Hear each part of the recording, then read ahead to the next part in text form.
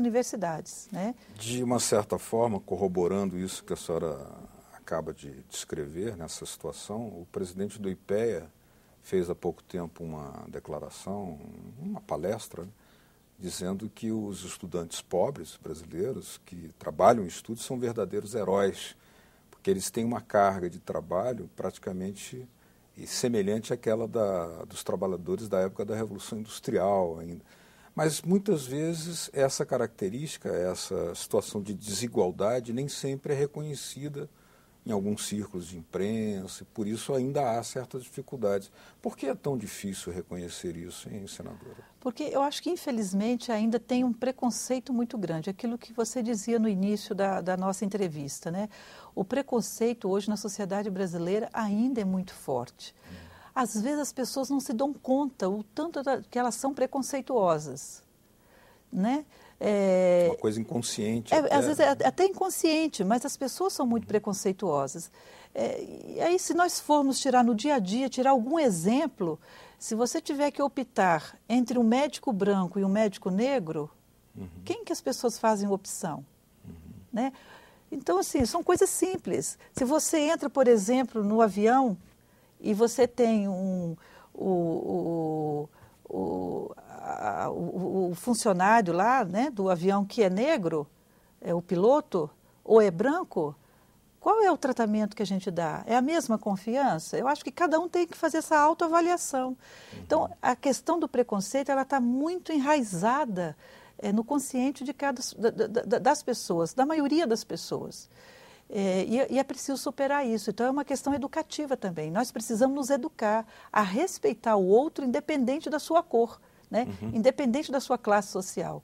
E isso acho que é um processo, acho que nós estamos avançando nesse processo. E passa também pela educação. Acho que as escolas, né, elas cumprem um papel importante nesse sentido. Eu acho que já é uma preocupação, com certeza, dos nossos educadores, né? Nós conhecemos professores que se dedicam muito a esta causa, mas nós precisamos avançar muito ainda. Então, nós sabemos que determinados cursos, por exemplo, a população branca, ela prevalece em alguns cursos, enquanto que a população negra são outros cursos. Normalmente, nas ciências exatas, é a população mais branca, né? Engenharia e tal. Quando a gente pega as áreas de ciências sociais, você tem estudantes negros um número um pouco maior. Então, até mesmo para escolher os cursos, né?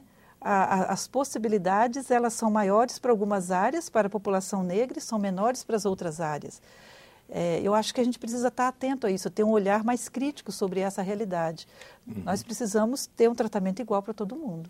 Tudo indica que essa situação também se repete nas altas patentes militares e nos altos círculos da hierarquia eclesiástica também, ou seja, há uma pequena presença afrodescendente também. É verdade. Seria a mesma raiz, né? É verdade. Quando olhamos, aí o senhor lembrou bem um tema, né? Acho que quando olhamos para as nossas igrejas, né? E quem é que ocupa os maiores cargos, né? Exatamente. Então, isso vale para todo mundo. Eu acho que é uma autocrítica que todos nós devemos fazer em todos os espaços, tanto no espaço público quanto no espaço privado. Precisamos observar isso. Eu acho que é tempo de recuperar, de resgatar a dignidade da pessoa humana, de todas elas. Agora, senadora, e quando ocorre, por exemplo, parece que ocorreu na Universidade Federal do Espírito Santo, seu estado. Sim. As cotas sociais foram bem aceitas, mas não aquelas de natureza racial. Ou Verdade. Seja, reconhece-se a desigualdade existente, afinal a sociedade brasileira é hierarquizada de forma muito desigual, mas não se reconhece ainda a existência também de uma desigualdade racial. Como é que esse fenômeno se expressou? É importante essa lembrança do Estado do Espírito Santo, que nos remete a fazer uma reflexão, né? O Estado do Espírito Santo, o movimento estudantil se mobilizou, houve todo um debate sobre essa questão de cotas e, infelizmente, não se passou cotas raciais, apenas cotas sociais.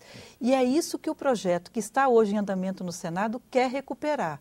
Então, acho que vale a pena aqui esclarecer o seguinte, né, para quem não conhece o teor do projeto. O projeto ele quer resgatar o quê? Que além de assegurar as cotas sociais, ele assegure também as cotas raciais. De que forma? Então, por exemplo, 100% das vagas de uma universidade pública. Desses 100% de vagas, que qualquer estudante, independente de onde ele vem, ele pode concorrer, seja de escola particular ou de escola privada, né? Ou pública, né? Pública, de escola pública ou particular, privada, né? 100% das vagas é destinado para todos os estudantes. Claro. O que nós queremos com o projeto? Que desses 100%, 50% das vagas sejam destinadas para alunos oriundos de escolas públicas. Isso é fundamental.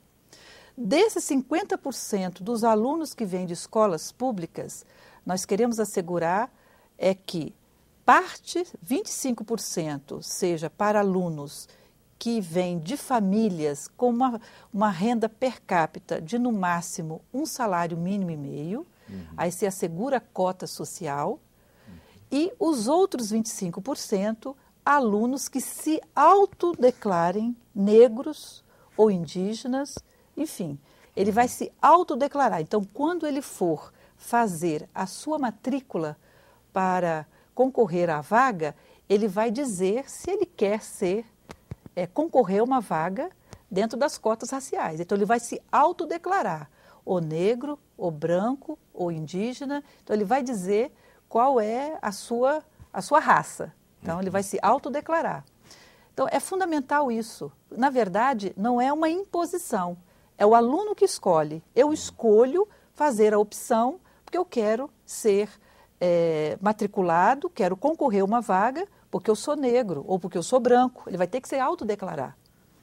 Então, então, tira um pouco esse estereótipo, né, que se tem de preconceito contra as cotas raciais. Porque, na verdade, o aluno ele vai se autodeclarar que faz parte de uma raça ou de outra. Agora, senadora Ana Rita, eu tenho lido os relatórios sobre o desempenho dos alunos cotistas da Universidade de Brasília, sistema aplicado desde 2004, né?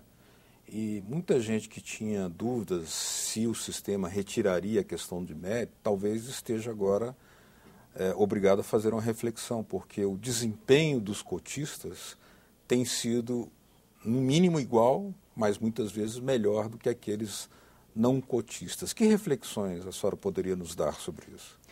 Pois é, esta informação ela foi muito bem colocada para nós na audiência pública e isso assim foi uma surpresa extremamente agradável. Qual é a reflexão que eu faço e eu acho que outras pessoas fazem? Porque o aluno que entra numa universidade pública, fruto de um esforço dele pessoal, de um desejo de poder entrar, né, de se empenhar, ele vai se dedicar muito para poder estudar, para poder se manter na universidade. E os dados mostram isso, que os alunos que entram fruto de cotas raciais, eles têm tido um desempenho, conforme foi dito, se não é igual, é bem superior aos alunos que entram, né, normalmente. Então isso é importante, isso mostra que os alunos se dedicam, têm capacidade, e com certeza têm, né, de poder estar cursando uma faculdade, cursando uma universidade.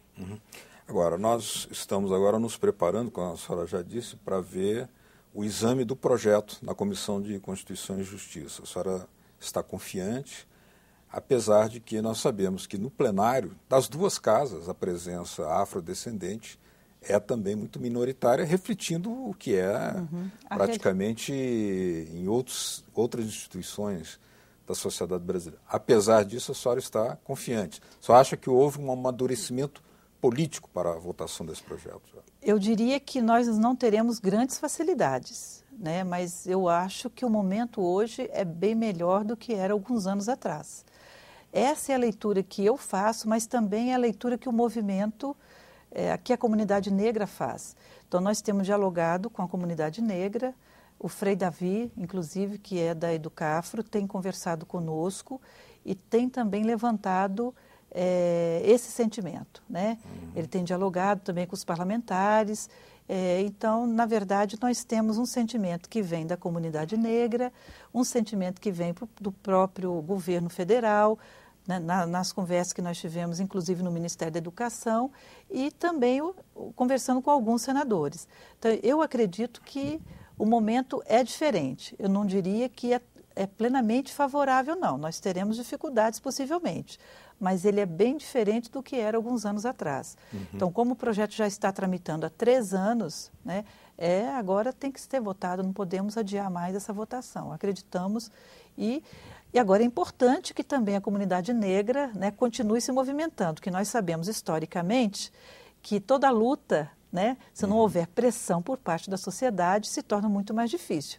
Então é importante que a comunidade negra, ou mesmo aquelas pessoas que não fazem parte da comunidade negra, mas que acreditam no projeto, que acreditam na proposta, que têm sensibilidade com a causa, também se manifeste, né, conversando com seus parlamentares, conversando com seus senadores, para que realmente possam se empenhar e aprovar o projeto que já está em tramitação há muito tempo.